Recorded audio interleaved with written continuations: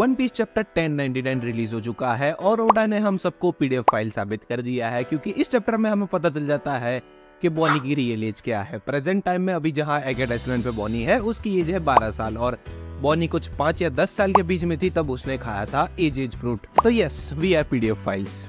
और इस चैप्टर में हमें कुमा का रेज भी देखने को मिला है, जिसके ऊपर बात मैं चैप्टर में करूंगा, तो वीडियो प्लीज एंड तक देखना। बाकी बिना कोई टाइम वेस्ट किए चैप्टर शुरू करते हैं। शुरू होता है हमारे डबल पेज स्प्रेड से, जिसमें हमें विलेज दिखाया जाता है जो जल के राख हो रहा है और वहां पे कुमा बाकी सारे लोगों को बचा रहा है। अगले मंगा पैनल में हमें सॉर्बेट किंगडम के कैसल का सीन दिखाया जाता है, जहाँ पे किंग बाकुरी वहां आया होता है और वो ये सारी चीजों को करवा रहा है, क्योंकि अब उसके पास है सेलेस्टियल ड्रैगन्स का सपोर्ट और ये पॉलिसी वो उन्हीं के पास से लेके आया है। अब इस पॉलिसी को लेकर कई सारे लोग हैं जो उनसे डिसएग्री करते हैं, तो वो लोग उस कैसल के पास खड़े हैं, तो किंग बाकुरी उनको भी मारने का ऑर्डर दे देता है। तभी वहां पे कुमा आता है। कुमा इतना गुस्से में और इतना इनरेज होता है कि वो यूरेनस शॉकन हमले का इस्तेमाल करता है और वो इतना पावरफुल होता है कि वो पूरे कैसल को डिस्ट्रॉय कर देता है।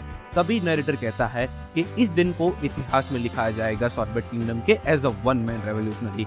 और इस इवेंट की गूंज होली लैंड्स ऑफ मरीजवास तक गई है, जहाँ पे एक सोल्जर सैटर्न को रिपोर्ट देने जाता है कि सॉर्बेट किंगडम का एक नया राजा बना है। तभी सैटर्न सवाल पूछता है कि वो कौन है। तभी हमें सॉर्बेट किंगडम का सीन दिखाया जाता है, जहाँ पे नरेटर कहता है कि सॉर्बेट किंगडम की जितनी भी जनता थी वो सब कुमा को राजा बनते हुए देखना चाहती थी और कुमा किसी को मना नहीं कर सकता, इसीलिए वो राजा बन जाता है। बट वो स्टिल अभी भी वही चर्च में रहता है।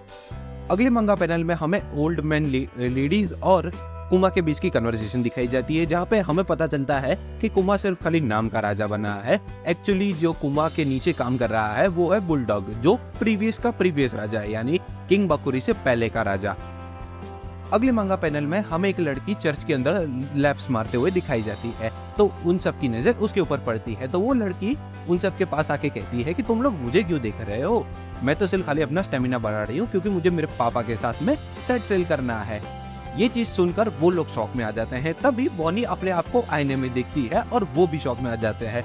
तभी पता चलता है कि बॉनी ने एक डेविल फ्रूट खा लिया है, जिसका नाम है एज डेविल फ्रूट। अब बॉनी को डेविल फ्रूट कहाँ से मिला और उसने कब खाया, इन सारी चीजों के ऊपर बात चली रही होती है। तभी वहां पे आते हैं हमारे किंग बुकुरी, जो कुमा के साथ खास बात करना चाहते हैं, क्योंकि वो कुमा के सामने रखते हैं किंग बुकुरी का प्रोपोगेंडा। अब किंग बुकुरी यहाँ से भाग तो गया है, लेकिन उसके पास स्टिल वर्ल्ड गवर्नमेंट का सपोर्ट है और अब वो पूरी दुनिया में अफवाह फैला रहा है कि कुमा एक ब्रूटल किंग है और उसने किंग बुकुरी का थ्रोन चुराया है।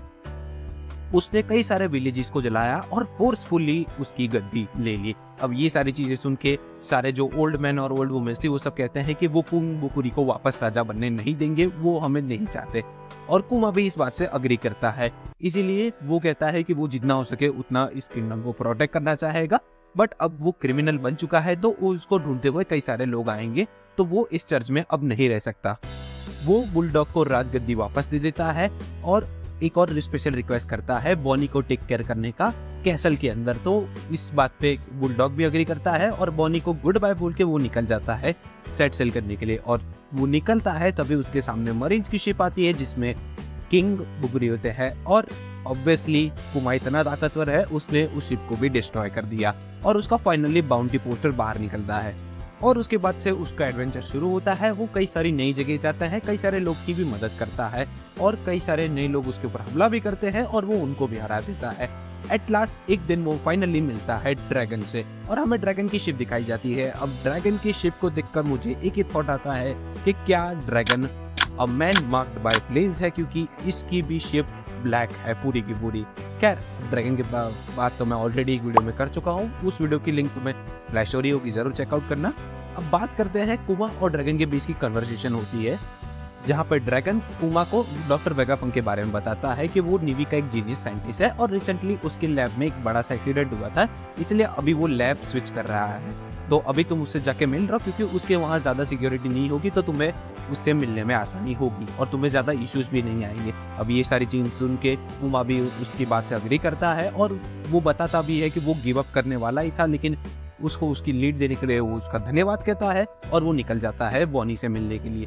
तभी ड्रैगन कहता है go where the wind of fate takes you my friend, और कुमा निकल जाता है। अगले मांगा पेज में हमें सॉर्बेट किंगडम का सीन दिखाया जाता है, जहाँ पे बॉनी ने सेल्फ डिफेंस की ट्रेनिंग कर रही होती है। तभी वहाँ पे कुमा आता है और वो दोनों निकल जाते हैं वेगापंक के लैब में। अगले मंगा पेज में हमें लेबोरेटरी का सीन दिखाया जाता है जहाँ पे वेगापंक फाइनली कुमा से मिलता है।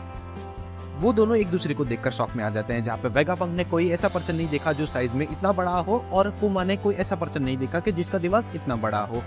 और सिमिलर रिएक्शन गोज टू जीनी। तभी वेगापंक कुमा से कहता है कि क्या तुम मेरे टेस्ट सब्जेक्ट बनोगे, क्योंकि मुझे तुम्हारी बॉडी के बारे में जानना है, जिसके लिए कुमा अग्री करता है। फिर कुमा अपनी प्रॉब्लम को बताता है कि सफायर स्केल नाम की है प्रॉब्लम हुई है जीनी को, जिसके बारे में वेगापंक ऑलरेडी जानता है और वेगापंक कैसे इस प्रॉब्लम को सॉल्व कर सकता है वो भी बताता है।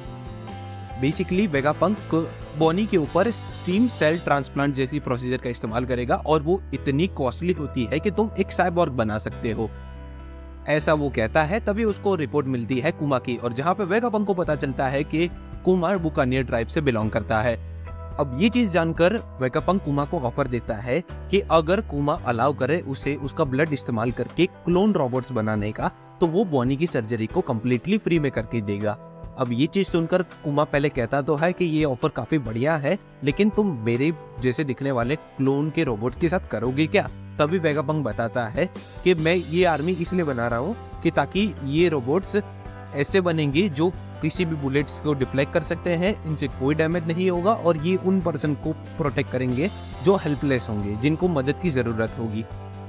अब ये सारी चीजें सुन के कुमा समझ जाता है कि वेगापंक एक ट्रस्टवर्दी पर्सन है, क्योंकि उसने अपने एम्स सामने ही रख दिए हैं। इसलिए कुमा कहता है कि अगर तुम बॉनी को क्योर कर सकते हो तो मैं डेविल के साथ में भी ये डील करने के लिए तैयार हूँ। ये सुनकर वेगापंक कहता है कि कुमा तुम काफी सेंट पर्सन हो। तो कुमा कहता है कि सेंट, मैं वे सेंट पर्सन नहीं हूँ, मैं एक पैसिफिस्ट हूँ जो लव करता है पीस को। तो वेगापंक कहता है कि अच्छा तो तुम पीस कीपर हो, नाम बढ़िया है, तो मैं अपने प्रोजेक्ट का नाम पैसिफिस्टास रखूंगा। तभी हमें पता चलता है कि ये सारी चीजें सैटर्न सुन रहा होता है और यहाँ पर चैप्टर खत्म होता है। अब ओडा कुमा के पास को कितना बद से बदतर बनाएंगे वो तो आने वाले चैप्टर में ही पता चलेगा। वैसे speaking of chapter, next week break नहीं है, तो चैप्टर तुम्हें कैसा लगा कमेंट सेक्शन में बताना। बाकी अगर तुमने लेटेस्ट बोरुतो का चैप्टर नहीं देखा है तो तुम जरूर चेकआउट करना, काफी बड़ी डिटेल सामने आई है। बाकी उम्मीद करता हूँ तुम्हें वीडियो पसंद आया होगा। वीडियो में से जाने से पहले वीडियो को लाइक और चैनल को सब्सक्राइब करते हुए जाना। बाकी मैं मिलता हूँ तुम्हें नेक्स्ट वीडियो में, तब तक के लिए